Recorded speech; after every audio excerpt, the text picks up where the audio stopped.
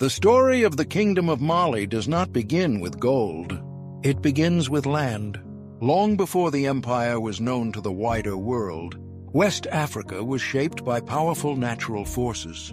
To the north lay the Sahara Desert, vast, dry, and unforgiving. To the south stretched fertile lands, rich with rivers, forests, and farmland. Between these two regions lay the Sahel, a wide belt of grassland that connected desert and forest. This land was neither empty nor silent. For thousands of years, people lived here, farmed here, traded here, and passed knowledge from one generation to the next. Among these people were the ancestors of the Mandé. The Mandé peoples lived along the upper Niger River, one of Africa's great waterways. The Niger did not merely provide water, it provided movement. Crops could be grown along its banks. Fish could be caught from its currents. Goods could be transported by canoe across great distances. Villages formed near the river, connected by paths and trade routes. These early societies were organized, but not centralized. Power rested with clans, elders, and local leaders. Tradition was preserved through oral history. Stories were not written. They were spoken and remembered. Gold existed in this land long before Mali became an empire. Gold dust could be found in riverbeds. Gold nuggets were collected from the earth. But gold was not used as money. It was considered sacred. Ownership of gold was controlled by rulers, while common people traded gold dust. This careful system prevented inflation and preserved the metal's value. Salt, however, was just as important. In a hot climate, salt was essential for survival. Salt traveled south from the Sahara, while gold traveled north. This exchange created wealth. Long before Mali rose to power, by the early 13th century, a new political force began to emerge. This force was led by the Mandé. At the center of Mandé tradition is the story of Sundiata Keita. According to oral history, Sundiata was born weak and unable to walk. For years he was mocked and underestimated, but as he grew, his strength emerged. He united rival clans, defeated oppressive rulers, and laid the foundation for a new state. Whether legend or history, Sundiata represents something important: unity. Under Sundiata and his successors, the Kingdom of Mali was born. It was not built overnight. It expanded gradually, absorbing neighboring territories. Through alliances, warfare, and diplomacy, local leaders were allowed to remain in power, as long as they pledged loyalty and paid tribute. This approach created stability. People were governed by familiar customs, while contributing to a larger political system. At the center stood the Mansa, the Emperor of Mali. The Mansa ruled with authority, but not alone. He was advised by councils of elders, military leaders, and legal experts. Law in Mali was based on tradition, Islamic principles, and practical governance. Justice was public. Disputes were heard openly. Trust in the legal system helped maintain order across vast territories. By controlling key trade routes, Mali grew wealthy. Caravans crossed the Sahara, carrying salt, textiles, and manuscripts. Gold flowed outward, while knowledge flowed inward. Islam spread peacefully through trade. Mosques were built, but local traditions were respected. Mali did not erase identity, it absorbed it. Cities began to grow. Niani served as the imperial capital. It was not a city of stone towers, but of organization, governance, and movement. Markets buzzed with activity. Farmers brought grain. Craftsmen sold tools. Merchants negotiated prices. Life followed predictable rhythms. Stability allowed culture to flourish. By the time Mali reached its height, it was one of the largest empires in the world. But its greatness was not measured only in wealth. It was measured in structure, law, education, and memory. This foundation made everything else possible, even Mansa Musa. The Mali Empire was vast, stretching across much of West Africa. Yet, despite its size, daily life for most people followed familiar, steady patterns. To understand how Mali functioned, we must look at how its people lived, worked, learned, and interacted with one another. This is where the true strength of the empire can be found. Most people in Mali were farmers. They lived in villages near rivers, streams, and fertile land. The Niger River was especially important. It flooded seasonally, enriching the soil and allowing crops to grow. Farmers cultivated millet, sorghum, rice, and beans. These crops formed the foundation of daily meals. Agriculture was not random. Planting and harvesting followed careful seasonal cycles, guided by experience passed down through generations. A successful harvest meant stability. Stability meant peace. Villages were organized around extended families. Homes were built from mud brick, with thick walls to keep interiors cool. Roofs were made from wood and thatch. Family compounds often included several structures, housing parents, children, grandparents, and sometimes multiple wives and their families. Life was communal. Food was prepared together. Work was shared. Children were raised collectively. Community mattered more than individual wealth. Beyond farming, many people were artisans. Blacksmiths held a particularly respected position. They worked with iron, creating tools, weapons, and farming equipment. Their knowledge of fire and metal was often viewed as both practical and spiritual. Weavers produced cloth from cotton, which was dyed and traded locally and across long distances. Potters shaped vessels for cooking and storage. Leatherworkers crafted saddles, bags, and shoes. Every trade had its place.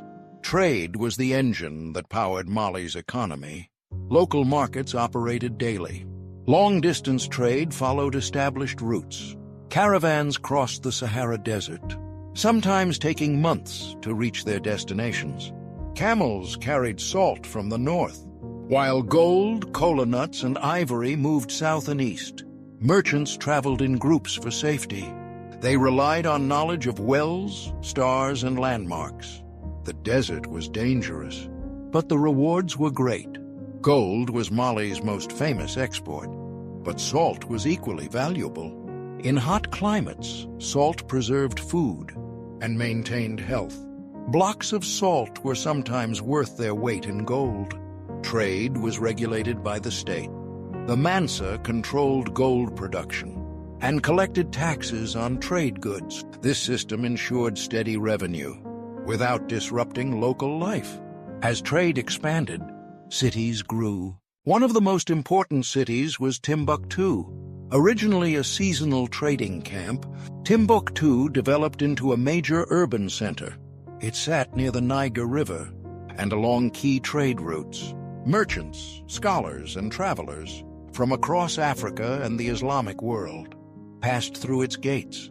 Timbuktu became known not only for trade, but for knowledge. Education flourished in Mali. Islamic learning played a central role. Mosques doubled as schools. Students gathered to study law, theology, astronomy, and mathematics. Manuscripts were copied by hand.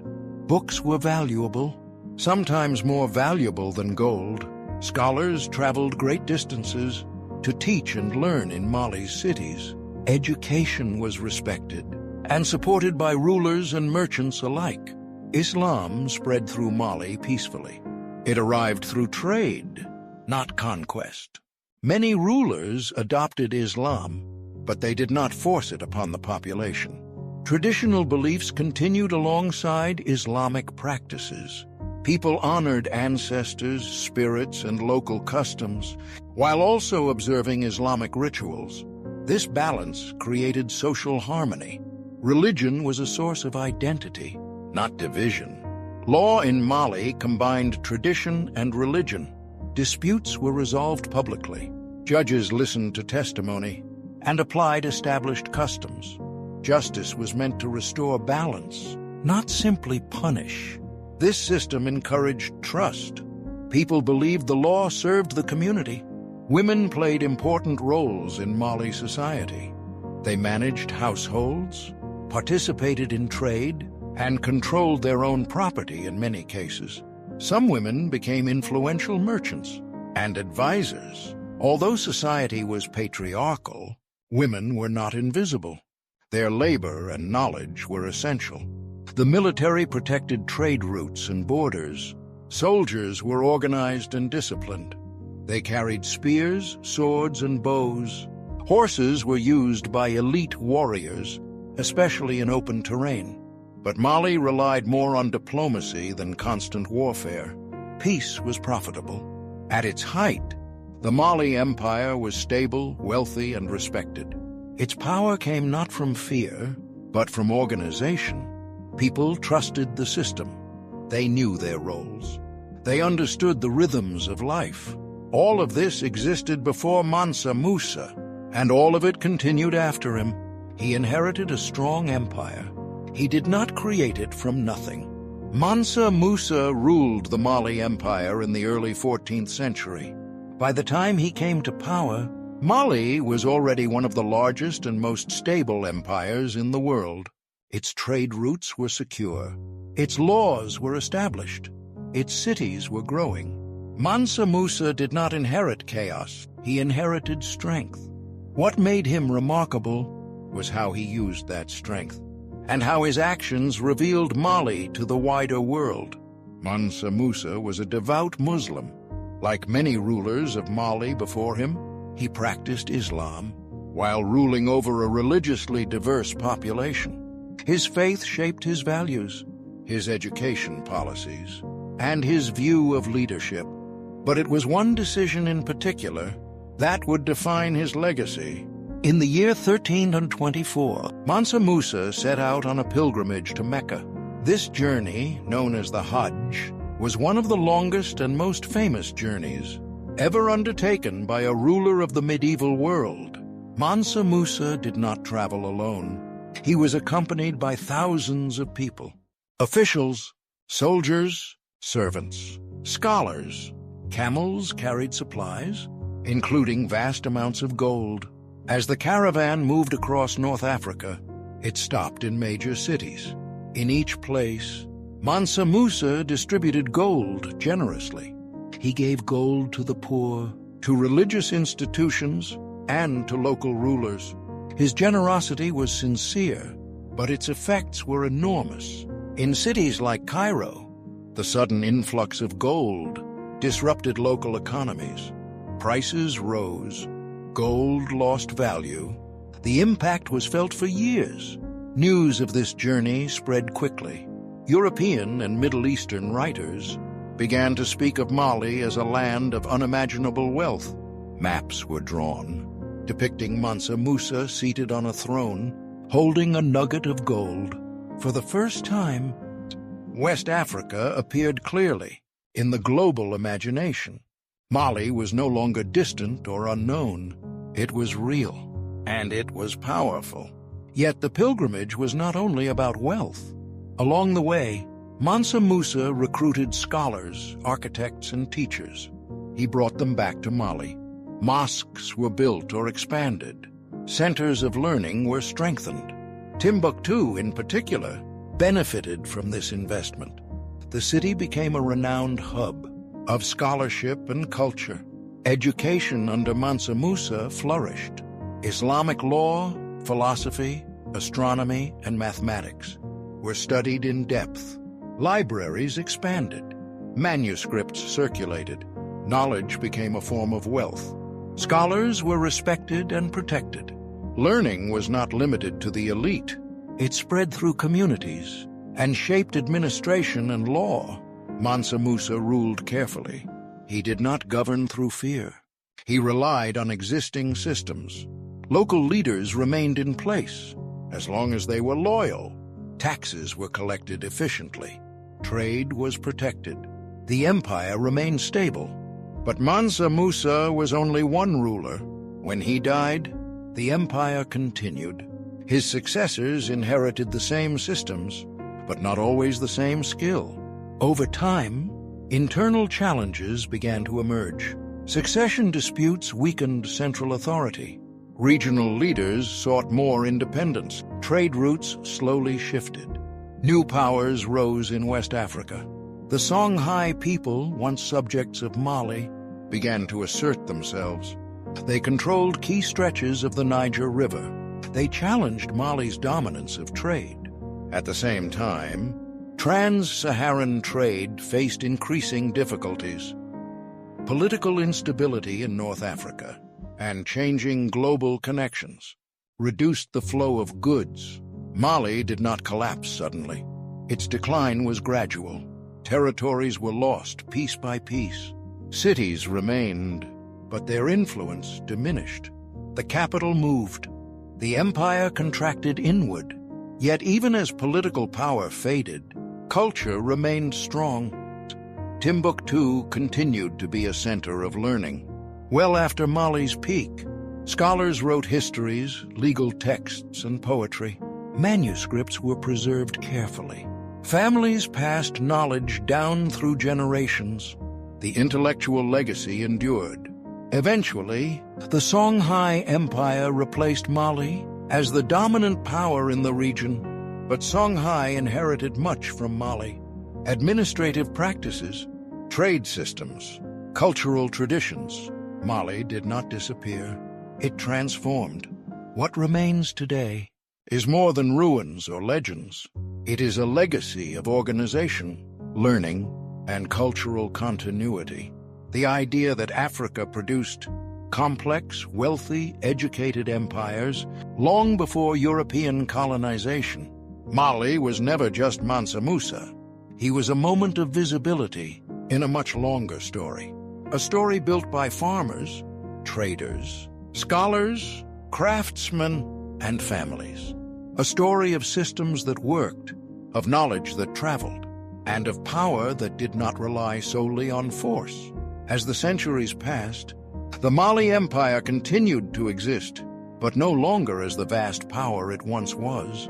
Its borders slowly shrank. What had once been a network of loyal provinces became a patchwork of semi-independent regions.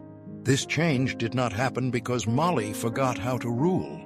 It happened because the world around it was changing. Trade routes are the lifeblood of empires. For Mali,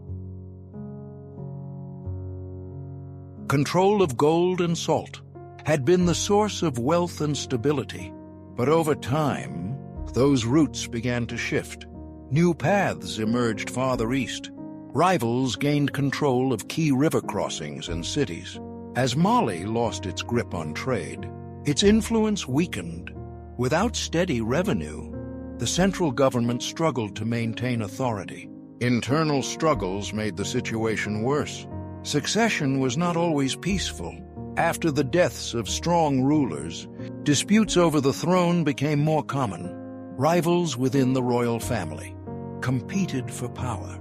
These conflicts drained resources and distracted leaders from external threats. Local rulers began to act independently. Some stopped paying tribute. Others openly challenged the Mansa's authority. The rise of the Songhai Empire marked a turning point. Once part of Mali, Songhai grew powerful along the Niger River. They controlled Gao, a critical center of trade. Under strong leaders, Songhai expanded aggressively. They seized territory that had once been firmly under Mali's control. Bit by bit, Mali was pushed westward. Environmental pressures also played a role. Periods of drought reduced agricultural output. Fewer crops meant less food, less trade, and more hardship. In times of scarcity, loyalty weakens. Communities focus on survival. The empire's ability to project power declined further. By the 15th century, Mali was no longer a major imperial force. It still existed as a kingdom, but its influence was regional. Foreign travelers still visited its cities, but they no longer described them. With awe and disbelief, Mali had become one power among many. Then came a new and powerful shift. European ships arrived along the West African coast. Trade patterns began to change dramatically. Commerce moved from land routes to ocean routes. Gold, once carried across the Sahara, was now sought along the coast. This transformation bypassed Mali entirely. The empire had been built for a world of caravans, not ships. By the 16th century, the Mali Empire had effectively faded. Its former territories were divided among new states and kingdoms. Its political authority was gone. But disappearance is not the same as erasure. The people of Mali remained. Their languages survived. Their traditions endured. Stories of Sundiata, of great kings and ancient laws, continued to be told. Manuscripts preserved knowledge that would otherwise have been lost. Families safeguarded libraries through centuries of change. Today, the legacy of the Mali Empire lives on, in culture, in scholarship, and in memory. It challenges outdated ideas about African history. It reminds us that complex societies, advanced education, and global connections existed far beyond Europe and Asia. Mali was not a footnote. It was a foundation. Its rise shows what is possible when trade, law, and culture align. Its decline shows how empires depend on forces beyond their control. When we speak of Mali, we are not speaking only of gold. We are speaking of people who organized their world with intelligence and care, of scholars who valued knowledge, of communities that thrived for centuries. The empire may have fallen, but its influence did not vanish. It echoes in the history of West Africa and in the broader story of humanity. This is the Kingdom of Mali, not just beyond Mansa Musa, but beyond time,